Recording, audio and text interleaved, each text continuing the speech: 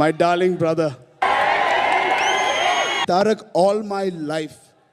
అంటే నాకు నిజంగా తారక్ చాలా నచ్చేసాడు.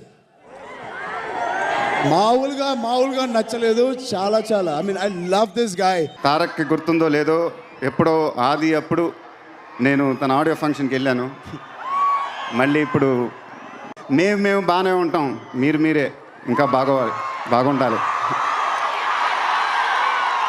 మా బావ అప్పుడు ఇప్పుడు ఒకటే మాట, మా బావ బిగ్ బాస్లో ఉన్నా, మా బావ పబ్లో ఉన్నా, మా బావ షూట్లో ఉన్నా, మా బావ సక్సెస్ పార్టీలో ఉన్నా, మా బావ అమ్మాయితో ఉన్నా, మా బావ ఒక్కడే ఉన్నా, మా బావ వైబ్ ఒకే వైబ్లో ఉంటాడు.